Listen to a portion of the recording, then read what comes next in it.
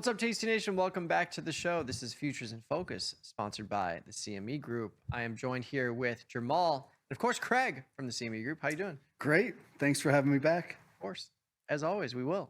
Anytime you want to come on. Anytime, always good to be back at Tasty. Always good to be back at Tasty. So we're talking crude oil futures today, and I was just telling you before the show, we got a position on in crude, the big contract, and iron condor there, just playing as this IV increase. I've got a straddle right at the money right now in the micro crude contract, which we'll speak about in a little bit, the sizing difference. But what do you make of this backwardation that's right back in these markets? Perfect. Yeah, I mean, I think, your viewers probably won't believe us, but we had this segment planned before the recent events over there. So, I mean, obviously a timely time to talk about crude oil. And, obviously a lot of the movements being driven by the geopolitical situation. I don't know how much more there is to say about that, but clearly it's moving the markets and a good time to talk about crude, and, love to hear about your positions when we get there. For sure. Let's dive in. Yeah, so we've got, we actually have 3 different sizes at CME. There's actually a mini that, we'll kind of focus on what we might call the standard size and the micro today. Know that there actually is a size in between that's 500 barrels. But we'll focus on these 2, the standard size, which is 1,000 barrels of crude. So with these, what is crude at now? Is it 80, 90? 78. Oh, so, okay, 78. When you're at Tasty, we're going to give you the exact price, 78.20. Thank you. Literally. Perfect. So $78,000 worth of crude, right? If you're trading the big one, which is a big contract, especially when you get the moves and the volatility like we've seen over the last several days. So that's the standard size. And then, of course, the micro is 1/10 of that. So 100 barrels, which, again, we talk about this all the time. For a lot of individual traders, a lot more manageable size, at $7,800 rather than $78,000 worth of crude. So other than that, it's pretty similar, with one, I guess, big difference in that the big crude is physically delivered, right? So if you're coming up on expiration, I hear a lot, you go to these retail shows and people say, I don't trade futures because I don't want an oil tanker showing up in my front yard, right? And obviously that's not going to happen, but, the big is physically delivered. So, a firm like Tasty, your risk management is to make sure that nobody has a position going in, getting close to expiration, but it's something to be aware of if you're in the bigger contract. The regular CL, right? You want to get out of that before expiration. Whereas MCL is cash settled, right? So, which means that if you hold that till expiration, we move the money one last time, and then the position goes away. So, a little bit less to think about if that's what you're doing with it. Yep. Yeah, for sure. And I think for me, the big difference is strategy. So I trade the crude oil, the main contract, but it's all defined risk. But with MCL, I can buy the static future. I can do a covered call type situation. I can do a straddle. So because my account size is smaller, I can do more flexible strategies. Exactly. And when you say that you trade it with risk defined, that means you're trading with options, right? So you're not outright long the futures deltas where there is no such thing really as defined risk, right? So, and that's an important point to point out, and I think we're going to talk about in a little bit, that we do have options on both of these so that you can do those defined risk trades. Again, when it gets volatile like this, that's important. Yeah. It's important anytime, but particularly when it gets, when the vol spikes like it has recently. Absolutely. And I know we just had something about margin. I'm just curious, how does, because I know people are always asking questions about how margin changes when volatile. You want to speak to that real quick? Yeah, so we have our margin system, and it's not that important. It's called SPAN, but SPAN basically looks at your position in volatility. It looks at a lot of different things, but those are a couple of the main ones. So when vol does move like this, you can expect sometimes that the margin might increase with these increases in volatility, and I think it is a little bit higher than 6 right now.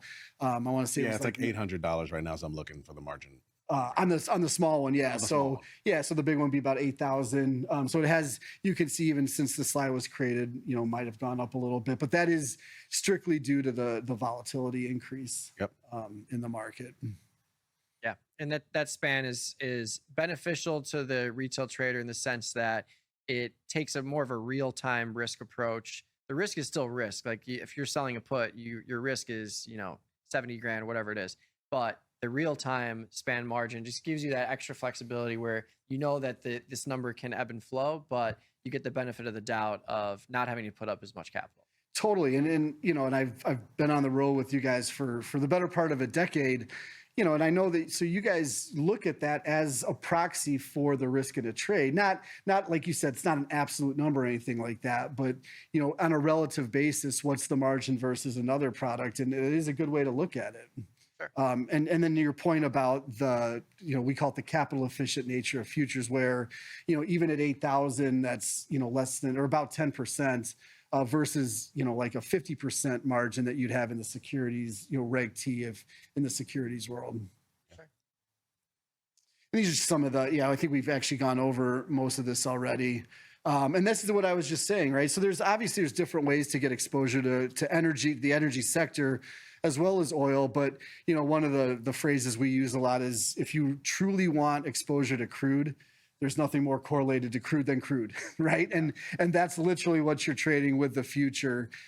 So, you know, that's, you know, when you compare it to the ETF or oil stocks, you know, you can get exposure to crude by, you know, an energy company, but it's not going to have that one-to-one relationship with the price of crude itself, which the future is going to have. It's true. I mean, you know, oil stocks they're companies, not just oil. Because if something happens with the company per se, you know, anything company specific that non-related to oil, that can affect the company, and that has nothing to do with how oil is trading at the moment. So right, like you get long Exxon because you think crude's going up or down or whatever. There's a lot of factors that could go into the price of that stock. So it's not as much of a pure play, I guess, is what we would say. Yeah. Some of the things that impact the price of crude. Obviously, the third one on there is what we're seeing now, and it is a big one with crude, that geopolitical risk, particularly in the Middle East. But also OPEC, you know, and I know OPEC's gone through some changes lately. One thing to point out too is it's not up right now because we're not close enough to an OPEC meeting, but we actually have a tool on the website called the OPEC Watch tool.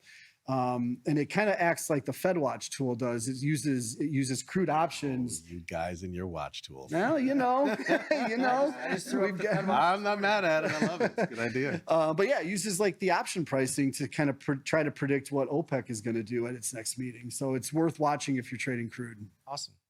Cool. Some of the use cases, obviously, you know, I don't know that too many retail or individual traders are using it to hedge their fuel costs, but certainly at an institutional level, that's, you know, if you're an airline, obviously a use case for that. But trading a view, trading around events, the capital efficiency that we talked about with the micro, you can scale into and out of positions. So I think those are all fairly self-explanatory use cases. Yeah, I think it's always interesting when you have a farmer that's a corn farmer, they can use futures to hedge the prices. Like if you get a huge spike in corn, you can short the contract relative to what you expect your output to be and lock in that sales price. It's interesting. Or if you drive Uber or Lyft, it's something to think about. Yeah, it's true. Like if that is, and you're not an electric car. In oil. But yeah, I mean, that goes back 200 years. Like when CME was founded was exactly that, was the farmers. And, you know, and the cool thing there is you could see a farmer, you know, hedging, but also they're pretty expert on what's happening in the grains markets and things like that. So they can also, you know, trade advantageously based on, you know, their knowledge of that market too. So you kind of see them playing it both ways. Yeah, 100%. Wrist slide. You ever seen one of these before? You see them too much. You know what? Yeah, it's good. Let's go. I was gonna say let's go. I was gonna tell them to skip that. Yeah. Well, let's talk about, instead of going over that, you know, and I think it's great that you pointed out options on the onset. But if you want to talk a little bit about what you guys have done recently with the volatility, I think that's interesting. With the crude options. Oh yeah, no, we have, and this is a good teaser. Actually, we're going to talk about a little bit more of that, you and I 101, a little bit about some trades. But like Mike has mentioned his trades more recently, we're trying to find ways to take advantage of this move that we got coming up in crude, and it seems like the landscape is changing. And once again, we're trying to see, I won't say the exact same, but if a similar playbook works. Yeah, I think I got into a crude iron condor in the main contract this morning, just playing into that wide range to be successful there. That was in the 34-day. But then I also have an MCL straddle.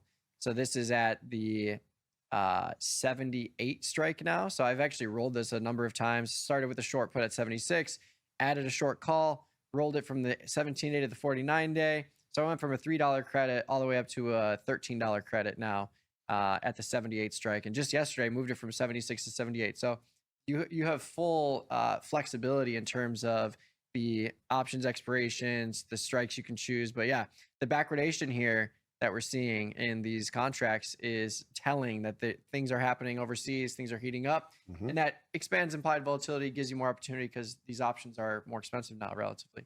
Yeah. So I mean, you're just trying to take advantage of these moves in vol and skew too, right? I mean, the calls were bid with this move as well. At least initially, I don't know what they're doing today, but and just trying to take advantage of that kind of thing, right? Yeah.